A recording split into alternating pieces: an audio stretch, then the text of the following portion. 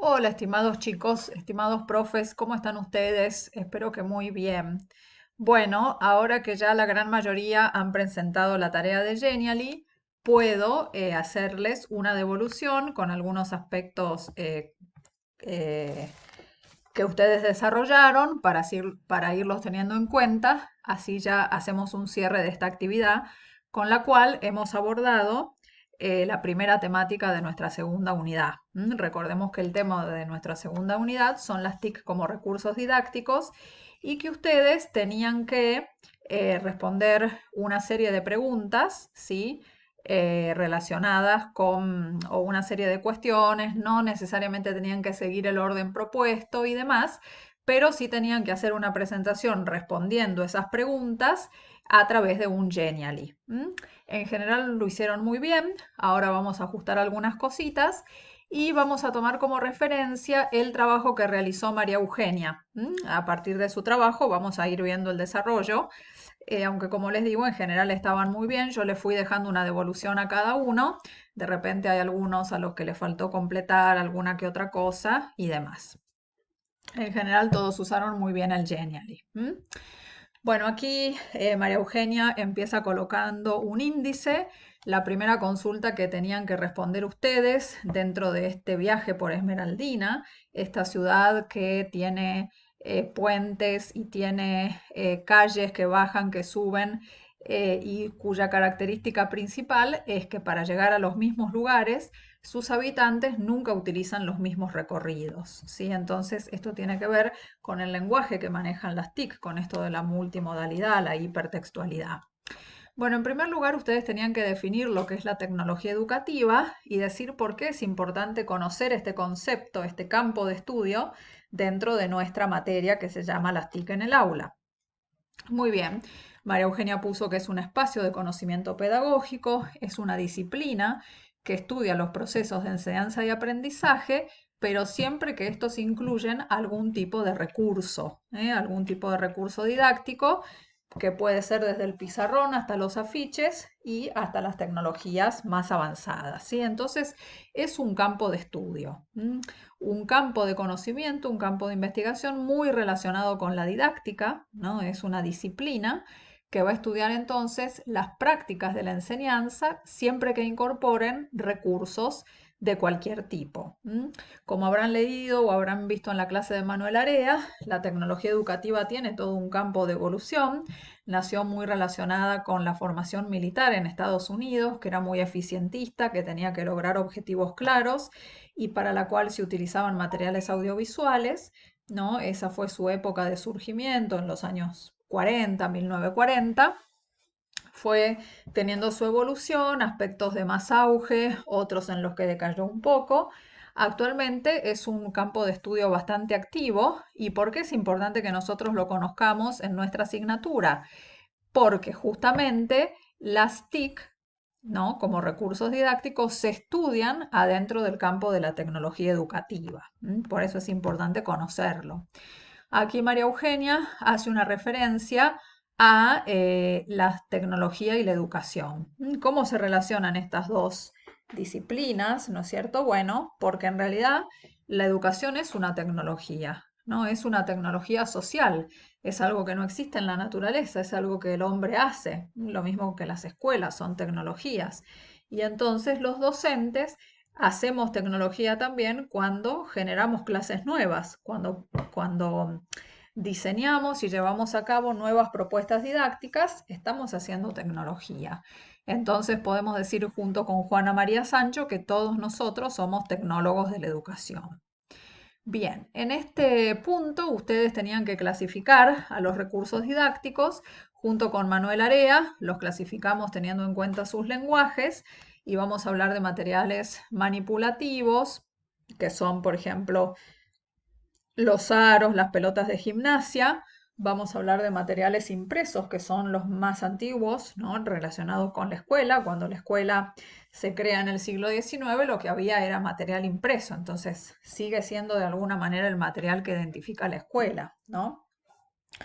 Pero bueno, también existen materiales audiovisuales y materiales Auditivos, dice el autor, en realidad esto de auditivos los podemos englobar dentro de los audiovisuales y, por ejemplo, y por supuesto, perdón, los digitales o informáticos que son los más actuales. Ahí ustedes tenían que marcar también ventajas y desventajas de cada uno, que seguramente las reconocieron, pero esto es importante tener en cuenta que cada categoría de recursos tiene ventajas y desventajas con respecto a otros. Por ejemplo, un libro de texto yo lo puedo transportar, lo puedo subrayar, cosa que no puedo hacer con un video, por ejemplo, pero al mismo tiempo, de repente, bueno, justamente eso de tener que transportarlo, por ahí es una desventaja, o de tener la cosa física, ¿no es cierto? Y entonces de repente en un CD, en un pendrive, puedo tener un montón de libros en un pequeño dispositivo. Entonces, de esta manera vamos reconociendo ventajas y desventajas de cada tipo de recurso, ¿sí?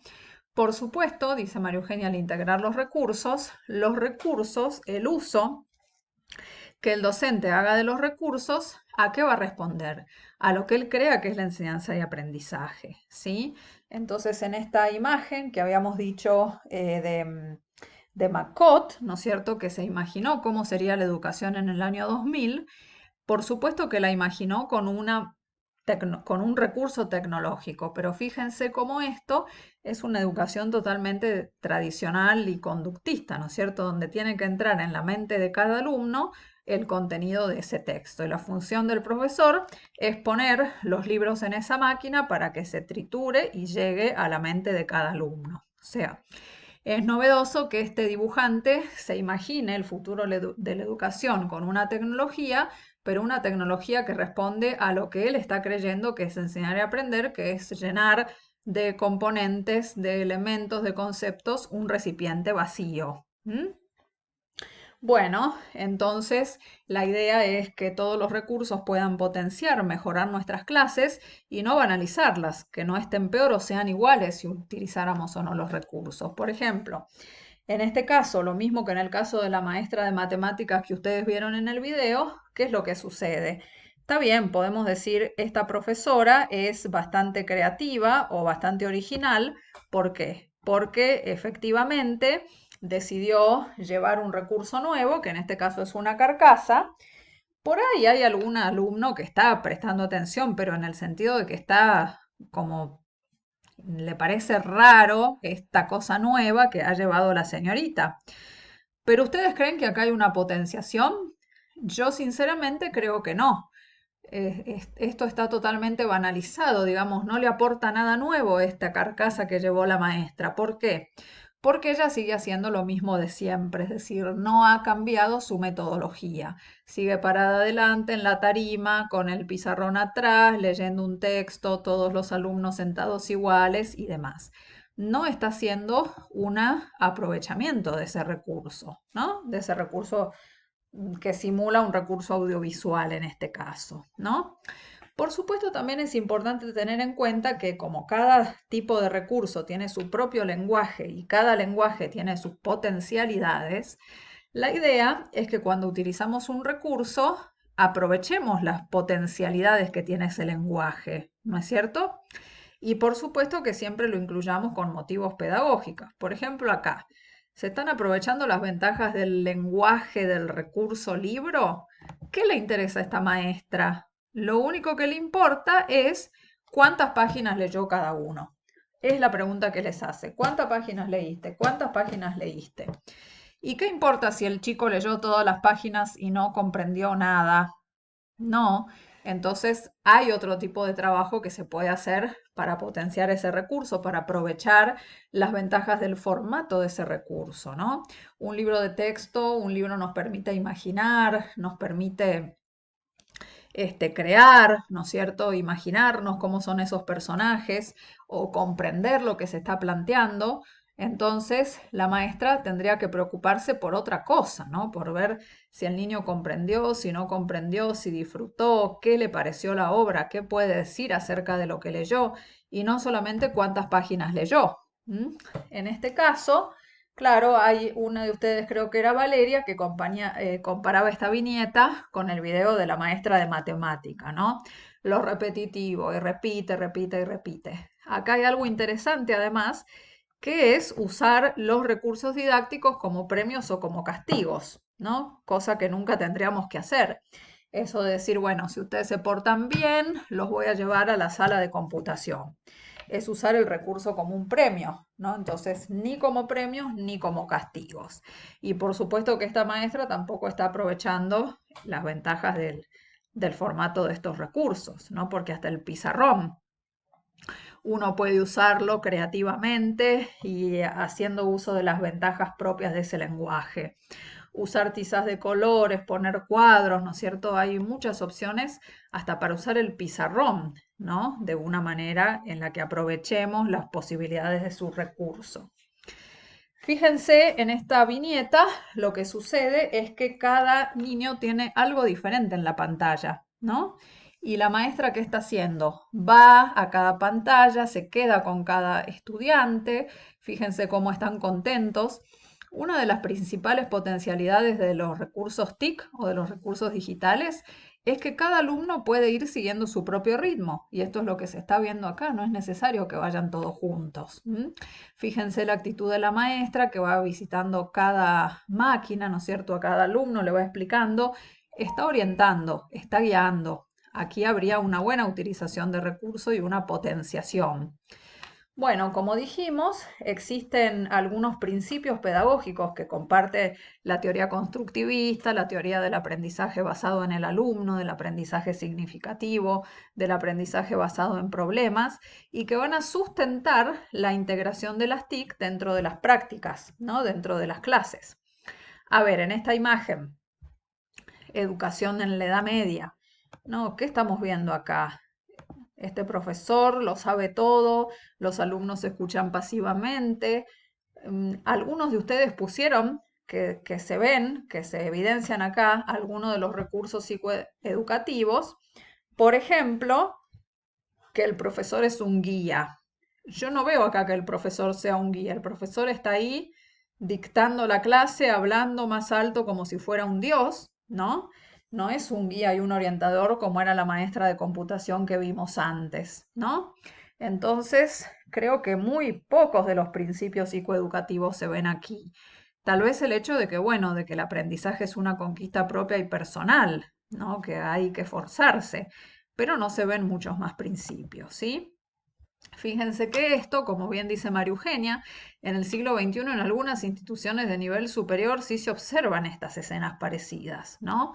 A veces hasta la misma arquitectura del aula tiene una tarima adelante para que el profesor esté más alto, ¿no?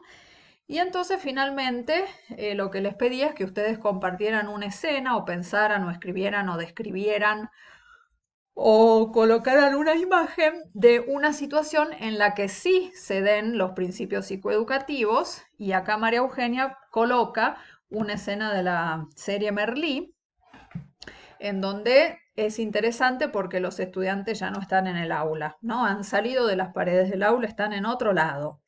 Entonces, dice María Eugenia, los aprendizajes se construyen, se ve acá, la interpretación del mundo es personal y subjetiva, el contexto es de fundamental importancia. Claro que sí, acá están en un contexto diferente. Bueno, ustedes ya saben que el contexto siempre influye y que los aprendizajes se dan de manera significativa si están contextualizados, si están situados, ¿no es cierto?